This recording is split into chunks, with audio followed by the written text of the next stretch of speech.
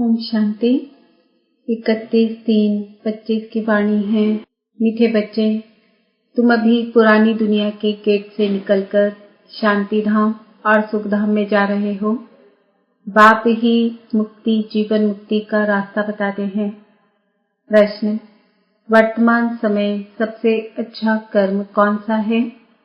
उत्तर: सबसे अच्छा कर्म है मनसा वाचा कर्मणा अंधों की लाठी बनना।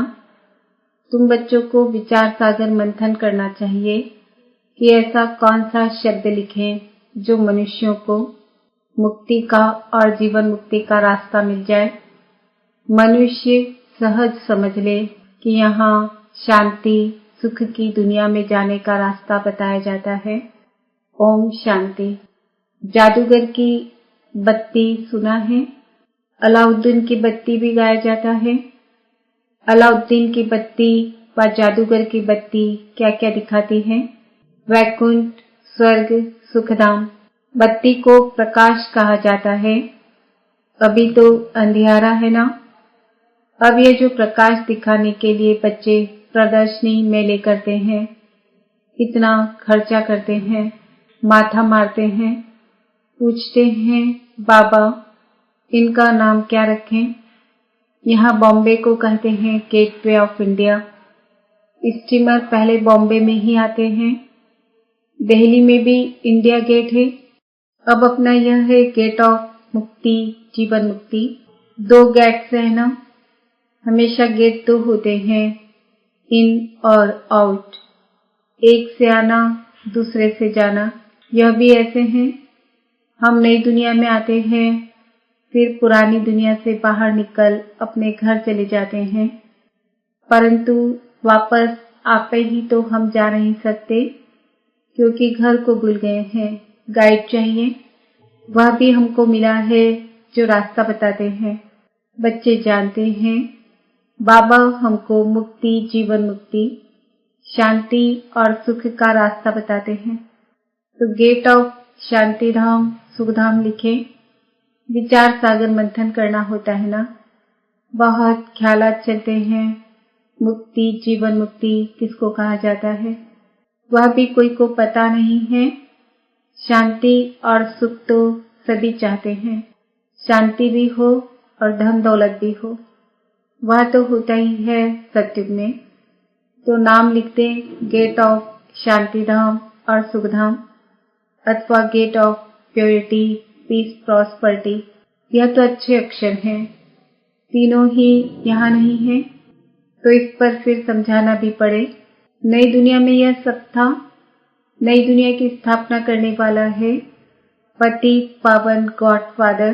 तो जरूर हमको इस पुरानी दुनिया से निकल घर जाना पड़े। तो यह गेट हुआ ना प्योरिटी, पीस, प्रॉस्पर्टी का। बाबा को यह नाम अच्छा लगता है। अब वास्तव में उसकी ओपनिंग तो शिव बाबा करते हैं, परंतु हम ब्राह्मणों द्वारा कराते हैं।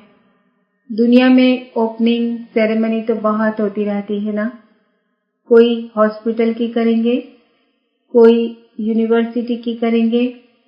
यह तो एक ही बार होती है और इस समय ही होती है, तो इसलिए विचार किया जाता है। बच्चों ने लिखा ब्रह्मा बाबा आकर उद्घाटन करें। बाप दादा दोनों को बुलाएं। बाप कहते हैं तुम बाहर कहीं जा नहीं सकते, उद्घाटन करने के लिए जाएं। विवेक नहीं कहता, कायदा नहीं। यह तो कोई भी खोल सकते हैं। अखबार में भी पढ़ेगा प्रजापिता ब्रह्मा कुमार कुमारियां। यह नाम भी बड़ा अच्छा है ना।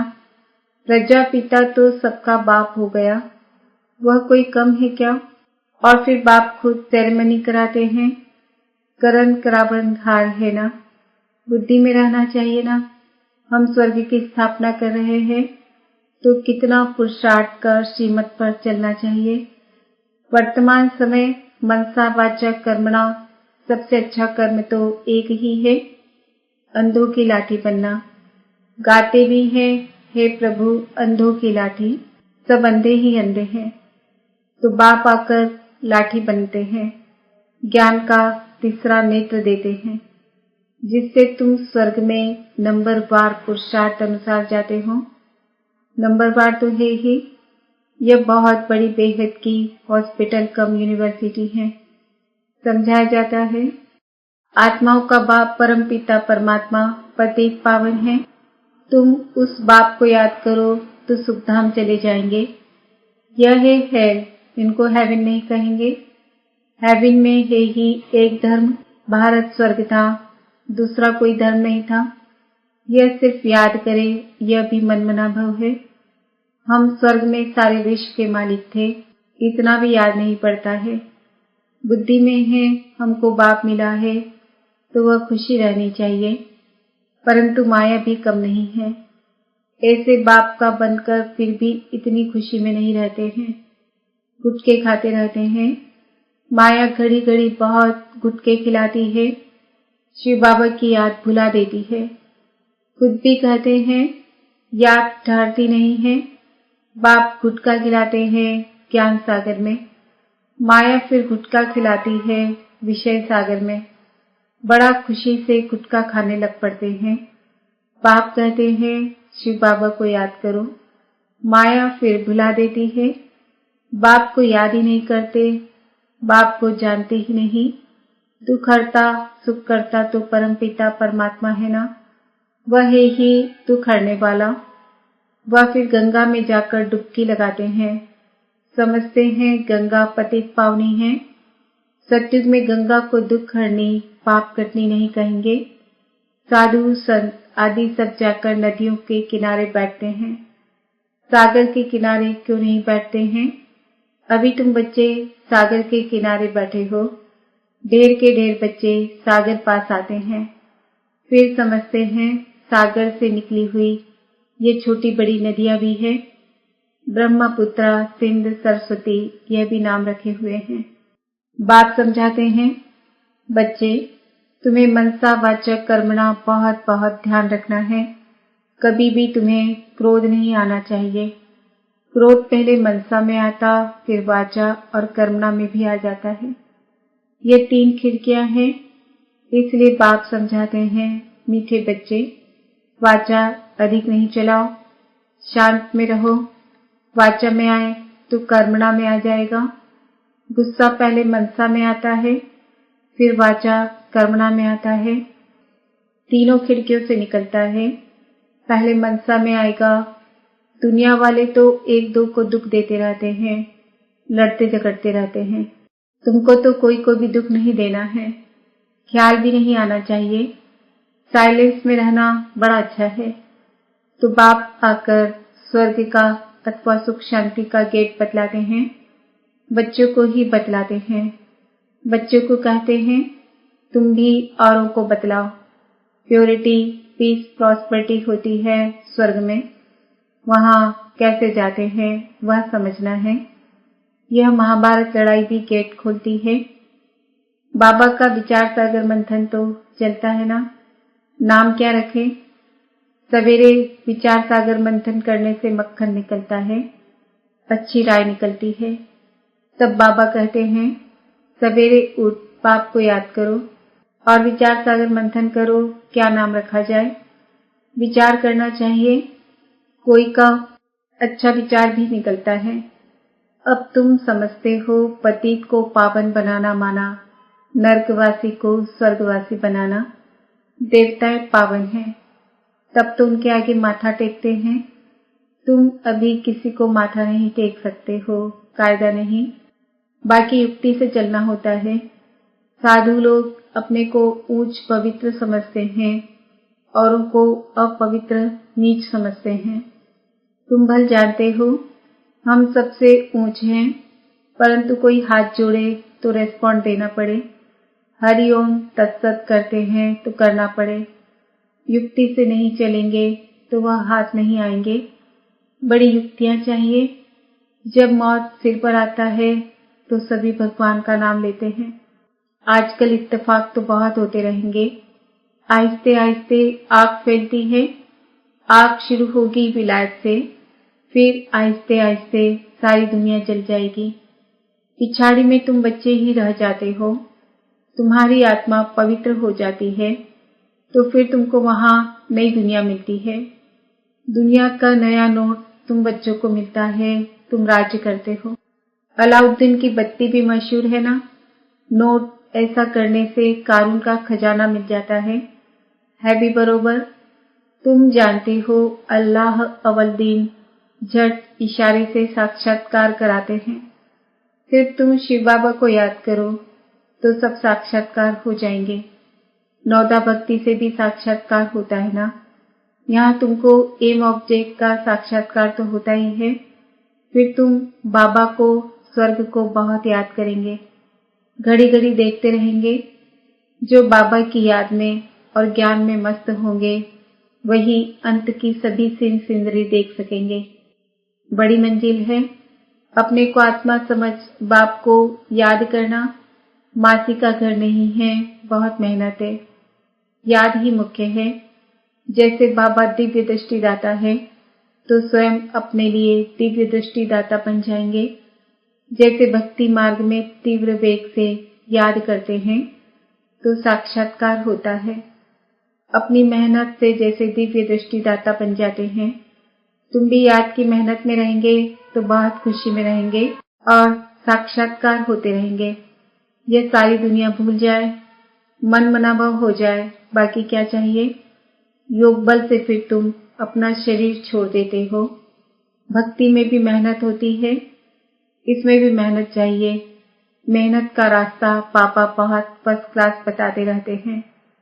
अपने को आत्मा समझने से फिर देह का भान ही नहीं रहेगा। जैसे बाप समान बन जाएंगे, साक्षात्कार करते रहेंगे, खुशी भी बहुत रहेगी। रिजल्ट सारी पिछाड़ी की गाई हुई है। अपने नाम रूप से भी न्यारा होना है तो फिर दूसरे के नाम रूप को याद करने से क्या हालत होगी। नॉलेज तो बहुत सहज है। प्राचीन भारत का योग जो है, जादू उसमें है। बाबा ने समझाया है, ब्रह्मज्ञानी भी ऐसे शरीर छोड़ते हैं। हम आत्मा हैं, परमात्मा में लीन होना है, लीन कोई होते नहीं है। हे ब्रह्मज्ञानी, बाबा ने देखा है बैठे बैठे शरीर छोड़ देते हैं। वायुमंडल बड़ा शांत रहता है, सन्नाटा हो जाता है। सन्नाटा भी उनको भासेगा जो ज्ञान मार्ग में होंगे, शांत में रहने वाले होंगे। बाकी कई बच्चे तो भी बेदियां हैं, घड़ी घड़ी गिर पड़ते हैं। इसमें बहुत बहुत गुप्त मेहनतें, भक्ति मार्ग की मेहनत प्रत्यक्ष होती है। माला फेरो, कोठी में बैठ भक्ति करो। यहाँ तो चलते फिरते तुम याद में रहते हो, कोई को पता पड़ न सके कि यह राजा ही ले रहे हैं। योग से ही सारा हिसाब किताब चुकतू करना है, ज्ञान से थोड़े ही चुकतू होता है। हिसाब किताब चुकतू होगा याद से, कर्म भोग याद से चुकतू होगा। यह है गुप्त। बाबा सब कुछ गुप्त सिखलाते हैं। अच्छा, मीठे मीठे सिखिल दे बच्चों प्रति माता पिता बाप दादा का याद प्यार और गुड मॉर्निंग। रूहानी बाप की रूहानी बच्चों को नमस्ते। हम रूहानी बच्चों की रूहानी माता पिता बाप दादा को याद प्यार गुड मॉर्निंग नमस्ते ओम शांति। धारणा के लिए मुख्य सार, मनसा वाचा कर्मणा कभी भी क्रोध नहीं करना है। इन तीनों खिड़कियों पर बहुत ध्यान रखना है। वाचा अधिक नहीं चलाना है, एक दो को दुख नहीं देना है। ज्ञान और योग में मस्त रह अंतिम सीन सिनरी देखनी है। अपने व दूसरों के नाम रूप को भूल मैं आत्मा हूँ, इस स्मृति से देह भान को समाप्त करना है। वरदान, स्नेह के बाण द्वारा स्नेह में घायल करने वाले, स्नेह और प्राप्ति संपन्न लवलीन आत्मा भव। जैसे लौकिक रीति से कोई किसके स्नेह में लवलीन होता है तो चेहरे से, नयनों से, वाणी से अनुभव होता है कि यह लवलीन है, आशिक है।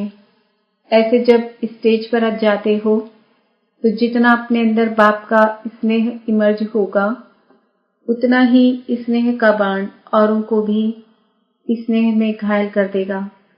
भाषण की लिंक सोचना, पॉइंट दोहराना, यह स्वरूप नहीं हो। स्नेह और प्राप्ति का संपन्न स्वरूप लवलीन स्वरूप हो। अथॉरिटी होकर बोलने से उसका प्रभाव पड़ता है। स्लोगन: संपूर्णता द्वारा समाप्ति के समय को समीप लाओ। आज का सम्मान है, मैं स्नेह और प्राप्ति संपन्न लवलीन आत्मा हूँ। आज के व्यक्त इशारे: सत्यता और सभ्यता रूपी कल्चर को अपनाओ। यह तो सब समझने लगे हैं, यह कोई है लेकिन यही है और यह एक ही है। यह हलचल का हल अब चलाओ। अभी और भी है, यह भी है, यहाँ तक पहुँचे हैं लेकिन यह एक ही है। अभी ऐसा तीर लगाओ। धरनी तो बन गई और बनती जाएगी, लेकिन जो फाउंडेशन है, नवीनता है, बीज है, वह है नया ज्ञान। निस्वार्थ प्यार है, रूहानी प्यार है। यह तो अनुभव करते हैं, लेकिन अभी प्यार के साथ साथ ज्ञान की अथॉरिटी वाली आत्माएं हैं। सत्य ज्ञान की अथॉरिटी है। यह प्रत्यक्ष करो